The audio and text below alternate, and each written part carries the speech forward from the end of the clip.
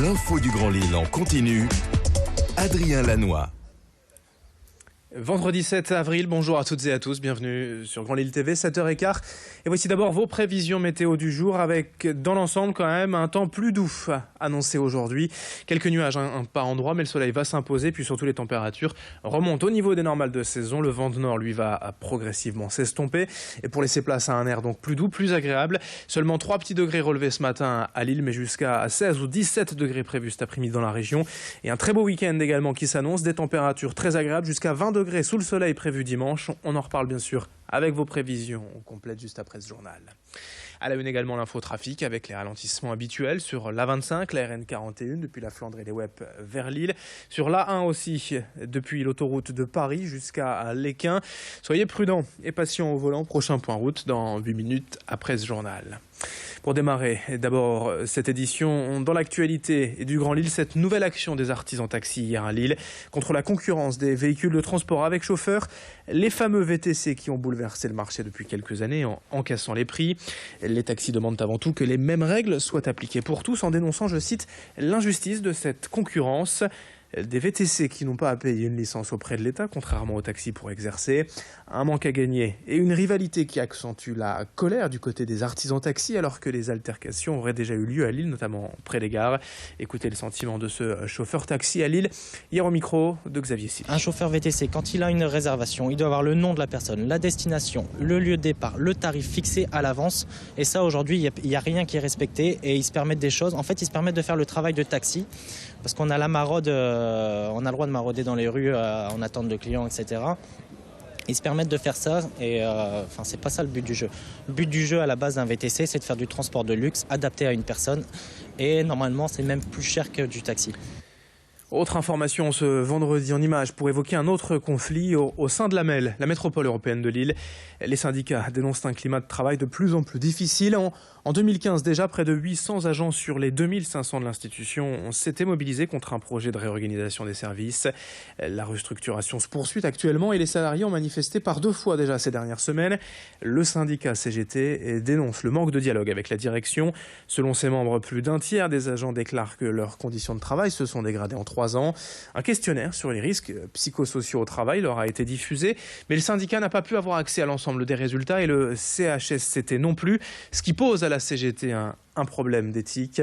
Louis Cailly a pu rencontrer ses responsables syndicaux à la MEL. Avec l'ensemble des organisations syndicales, avec le CHSCT, nous avons déclenché une alerte de danger grave et imminent. Nous avons demandé une expertise par un cabinet extérieur des risques psychosociaux, comme on dit aujourd'hui, et donc une enquête qui est effectivement où beaucoup d'agents ont répondu. Même le CHSCT n'a pas accès à ces informations, alors que c'est le CHSCT qui mandate un cabinet d'expertise pour faire la clarté objective sur cette situation et voire prendre les mesures pour que cet établissement aille mieux pour ses agents et pour les usagers de la métropole. En bref, la Fédération des buralistes du Nord a prévu une importante action coup de poing dimanche à Boskep contre, je cite, la véritable passoire à tabac et la frontière avec la Belgique. Les buralistes veulent ainsi demander un grand plan de lutte contre le marché parallèle. La politique aussi rapidement avec 2 candidats en meeting ces prochains jours dans la région. D'abord Jean Lassalle en débat citoyen demain soir à Bergues, près de Dunkerque, et puis Jean-Luc Mélenchon mercredi prochain à Lille-Grand-Palais. Dans le reste de cette édition, le grand angle de la rédaction sur un tout autre registre pour découvrir les cultures de fraises dans la région. Forcément, c'est à Falampin que nos journalistes ont trouvé la fameuse gariguette dont la saison débute avec le printemps. La fraise reste l'un des fruits préférés des Français, mais attention quand même à ne pas consommer n'importe quoi. Ces fraises locales sont de plus en plus appréciées des consommateurs, justement parce qu'elles sont cultivées ici, près de chez nous. Reportage à Falampin, signé Xavier Silly. À Willem, dans les serres de Dominique Casier, les fraises font leur grand retour. Dans leurs petits nids suspendus, plusieurs variétés mûrissent à leur rythme, comme la gariguette, la première d'entre elles à rejoindre les étals. Une fraise richement parfumée, au goût légèrement acidulé, une des stars de la coopérative Marché de Falampin, dont Dominique Casier fait partie, une appellation qui réunit 200 producteurs de la région soucieux d'apporter des produits de qualité. C'est une fraise régionale qui est distribuée régionalement, quoi. dans un circuit court. C'est ça notre atout majeur, la fraîcheur. Fraise cueillie du matin pour être vendue le jour même.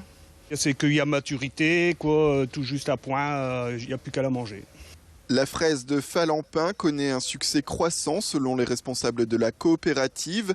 Les produits locaux seraient davantage favorisés par les clients, même si la concurrence en matière de prix notamment s'accentue avec des fraises d'Espagne qui arrivent en masse dans les supermarchés. C'est une tendance globale, le consommateur a de plus en plus besoin d'être assuré, de comprendre d'où vient le produit et si possible d'avoir le produit qui vient le plus proche possible de chez lui, que ce soit d'un point de vue éthique, géographique et également environnemental. Donc voilà, c'est vraiment quelque chose qu'on ressent au quotidien et qui, à mon avis, n'est pas une tendance volatile et qui va, à mon avis, perdurer sur le long terme. La fraise de Falampin, Dominique Casier en produit environ 25 tonnes par an. Et bonne nouvelle pour les gourmands, la Mariguette, la petite sœur très sucrée de la Gariguette, testée depuis quelques années par la coopérative, sera de nouveau disponible cette année. Et puis pour finir, ces images d'une exposition à part au sein de la crypte de Notre-Dame de la Treille à Lille. Dès demain et durant 3 semaines s'ouvre la 3e édition des Nuits de la Crypte. 17 artistes contemporains vont y exposer leurs œuvres basées sur cette période de Pâques. Le collectif est inédit et les œuvres inspirées de la Passion du Christ, créées spécialement pour ce lieu et cette occasion.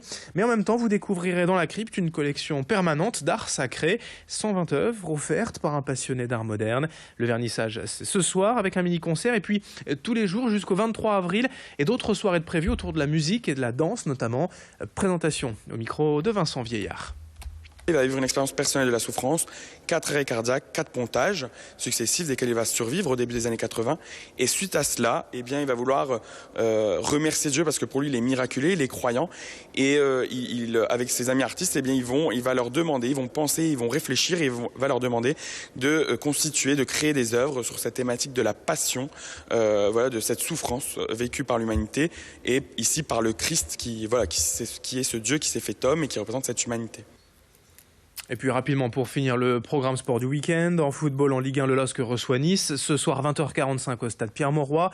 En basket, le match retour des quarts de finale de play-off de Ligue féminine. Le SBVA joue à Mondeville demain soir avec l'avantage d'avoir déjà gagné le match aller. Et puis en basket toujours, les garçons du LMBC sont à Nantes ce soir pour la 27e journée de Pro B. 7h22 en direct dans un instant, prévision météo et infotrafic en temps réel sur Grand Lille TV.